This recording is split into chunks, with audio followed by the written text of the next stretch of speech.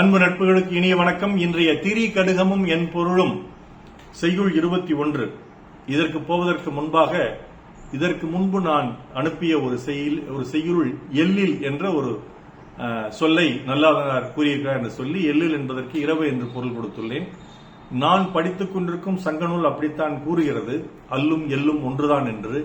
ஆனால் ஒரு தமிழறிஞர் எல் என்பதற்கு பகல் என்று பொருள் என்று எனக்கு பதில் அனுப்பியிருந்தார்.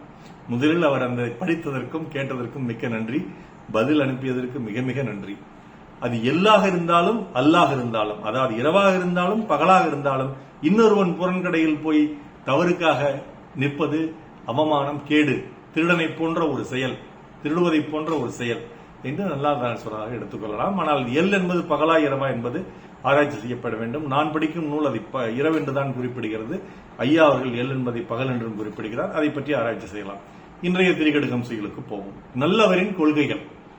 வருவாயுள் கால் வழங்கி வாழ்தல், செருவாய்ப்பச் செய்தவை நாடா சிறப்புடைமை, எய்த பலநாடி நல்லவை கற்றல், இம்மூன்றும் நடமாட்சி நல்லவர் கோள்.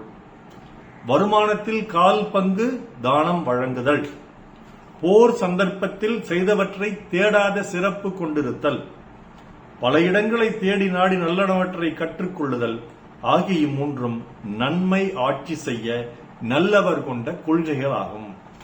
கொள்கைகள் என்று சொல்கிறார். கொள்கை கூட்டணி, கொள்கை இல்லாத கூட்டணி, சந்தர்ப்ப கூட்டணி, தேர்தல் கூட்டணி.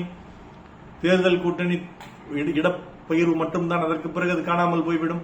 தேர்தலுக்கு பிந்தைய கூட்டணி புதிதாக உருவாகும். எதிர்த்து நின்றவர்களை கூட்டணி அமைத்துக் கொள்ளும் வாய்ப்புகள் உண்டு என்று பலவிதமான முரண்களும் பலவிதமான கொள்கைகளும் அரசியல் களத்தில் உண்டு. நம்ம அதுக்கு போக வேண்டாம். நம்ம நல்லாதனார் சொன்ன கருத்துக்கள் எடுத்துக்கோம். 3 கொள்கைகளை நல்லவர்கள் கடைபிடிப்பார்கள், அதனாலதான் நன்மை அங்கு ஆட்சி செய்யும் சொல்றார்.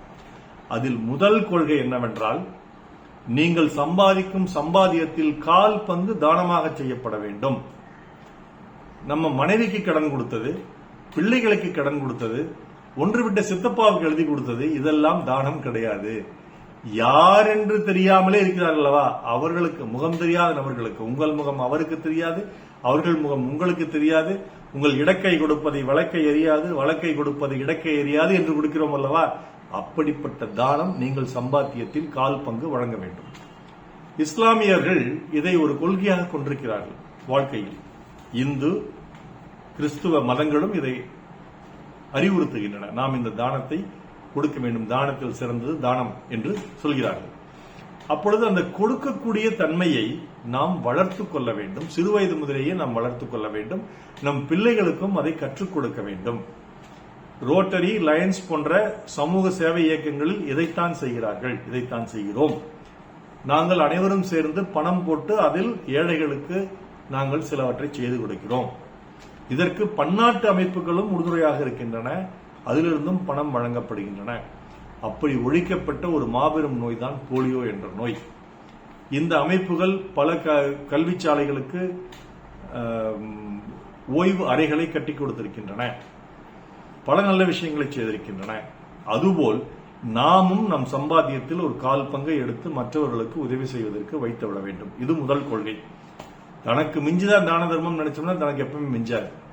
அதனால தனக்கு போதுமென்ற மனமே பொன்சை மருந்து என்று வைத்துக் கொண்டு அந்த மீதி கால் பகுதியை நாம் தானமாக கொடுத்து விட வேண்டும். இரண்டாவது கொள்கை, செருவாய்ப்பச் செய்தவை நாடா சிறப்புடைமை. ஒரு போர் வருகிறது, அந்த போரில் எதிரியுடன் நாம் சென்று சண்டை போடுகிறோம். அது தேர்தல் போராக கூட இருக்கலாம். அப்பொழுது நம்முடன் கூட்டணி அமைத்து சிலர் வந்திருப்பார்கள், எதிரிகளுடன் கூட்டணி அமைத்து சிலர் வந்திருப்பார்கள். போர் முடிந்துவிடும், தேர்தல் முடிந்துவிடும், கூட்டணிகள் மாறிவிடும். அப்பொழுது அந்த கூட்டணிகள் நாம் என்னென்ன பேசினோமோ அந்த ரகசியத்தை இந்த கூட்டணியில் வந்து சொல்லக்கூடாது, அது பச்சை துரோகம்.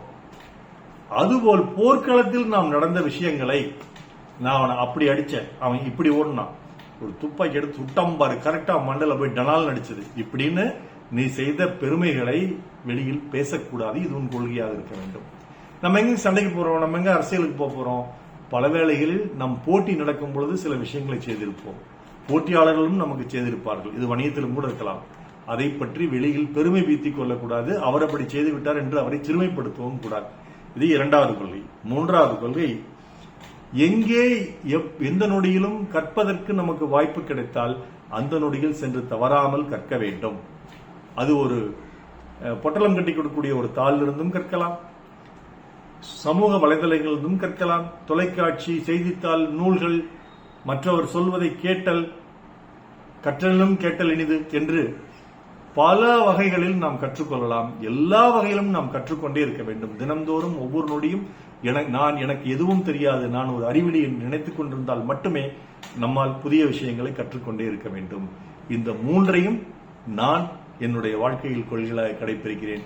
அனைவரும் கடைபிடிக்க வேண்டும் என்று நல்லாதனார் கூறுகிறார். மீண்டும் திரிகடுகம் செய்யுள். வருவாயில் கால் வழங்கி வாழ்தல், செருவாய்ப்பச் செய்தவை நாடாச் சிறப்புடைமை எய்த பல நாடி நல்லவை கற்றல், இம்மூன்றும் நலமாட்சி நல்லவர் கோள்.